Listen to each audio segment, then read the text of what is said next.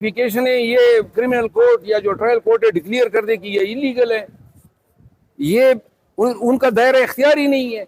फिर criminal court जो है उन्होंने तो अपना माइंड पहले से डिस्क्लोज कर दिया था। क्रिमिनल कोर्ट ने के ही इस्तदा पे वजारत कानून ने एनओसी जारी की।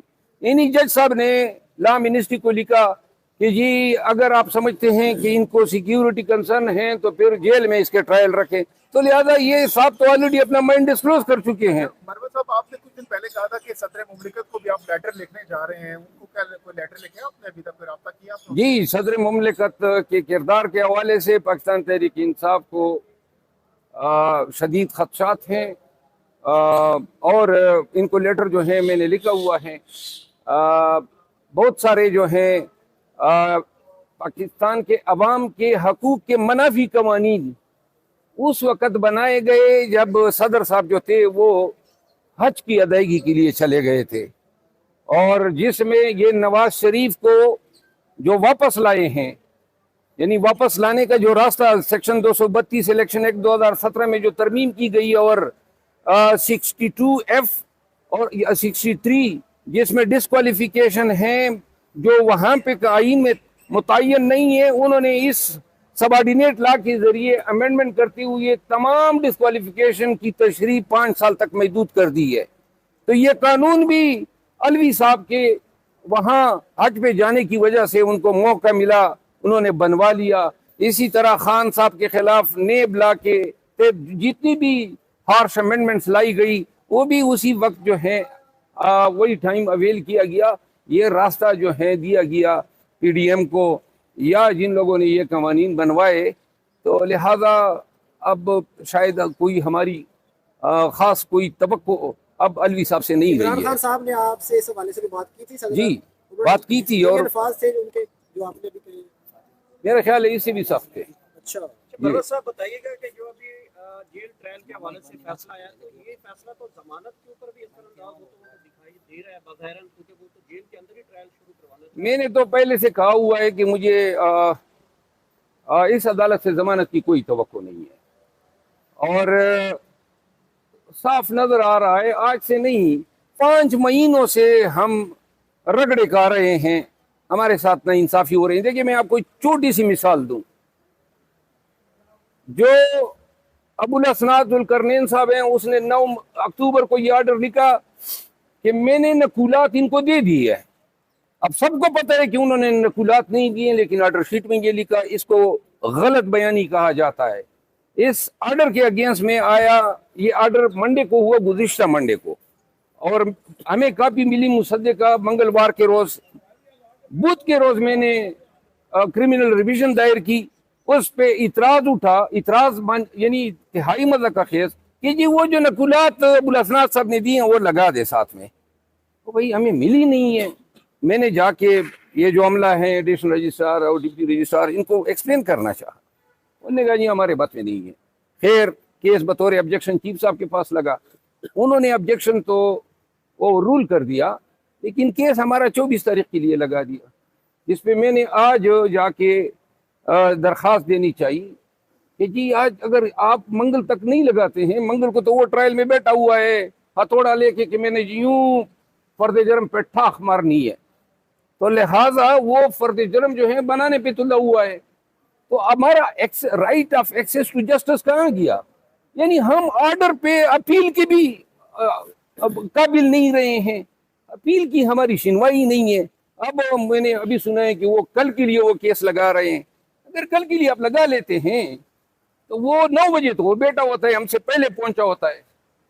तो लिहाजा इसका मतलब ये है कि अपीलें भी दायर न करो।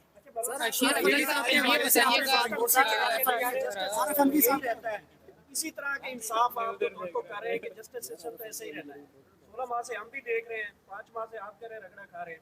फिर हल क्या है? कारकुन किधर जाए, पीटीआई किधर जाए?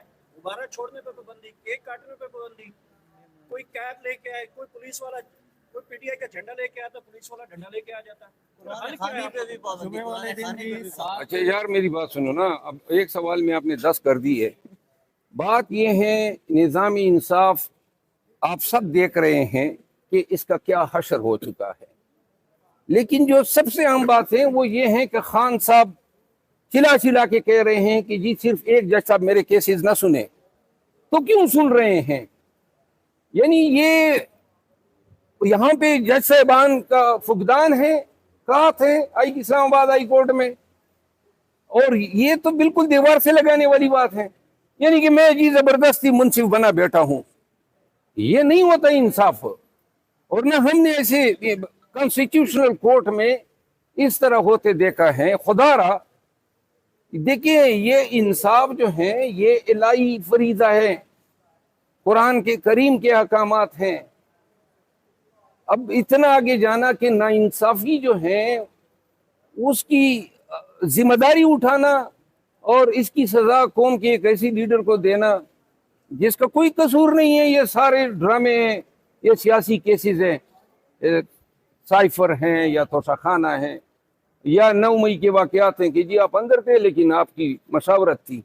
तो लिहाजा अगर पाकिस्तान में इंसाफ जो है जिस तरह मादूम होता जा रहा है, अगर ये इसी तवातुर के साथ जारी रहा तो एक दिन ऐसा भी आएगा कि इस मुमलिकत खुदादाद पाकिस्तान में तवाइफुल मलूकी होगी, इसकी सज़ा पूरी कौम भुगतेगी, पूरी रियासत भुगतेगी। खुदारा इस मुल्क से रहे बच्चे कच्चे इंसाफ को फारिग न करें। अगर ये इंसाफ यहाँ से मादूम हो गया, आप यकीन करें कि इस मुआशरे में उल्लुओं का बसेरा होगा। इस सरजमीन पे कोई जो है रूल ऑफ लॉ के साथ या अमन के साथ जीने वाला जीने के काबिल नहीं रहेगा। शेर अफजल साहब ये बताइएगा, मौलाना फजल रहमान साहब का भी बयान आया है कि अगर वो बार्डर खोल दे तो हम जिहाद के लिए जाने के लिए तैयार हैं।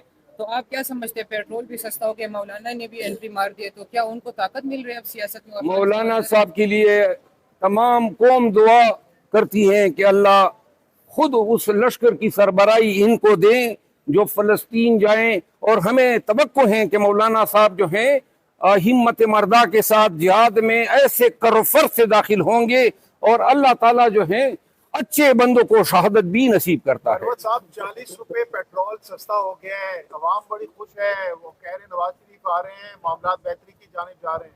उम्मीद है पाकिस्तान जिहाद से उनमें आएंगे। ये जो हमारे साथ हो रहे हैं ना, आप सब गवाह रहे हैं इस पे। नवाज शरीफ के साथ क्या ट्रीटमेंट होती है इसी अदालत में, हम एडवांस में कह रहे हैं कि राना सनाउल्लाह कह रहे हैं कि जी हमें गारंटीज दी जा चुकी है। तो लिहाजा अगर नवाज शरीफ इस अदालत से छूटते हैं, इसकी 4 साल रोपोशी या मफूरी को जो है नजरअंदाज किया जाता है, इसके जराइम जो जिसमें ये सजायाब हुआ है उसमें इनको रिलीफ दिया जाता है, और हमारे साथ ये हो रहा है कि हमारे केस नहीं लग रहे हैं, फिर इस इंसाफ के दौरे मयार को जो है ना, इस कौम को भी नहीं भूलना चाहिए और इंसाफियों को भी नहीं भूलना चाहिए।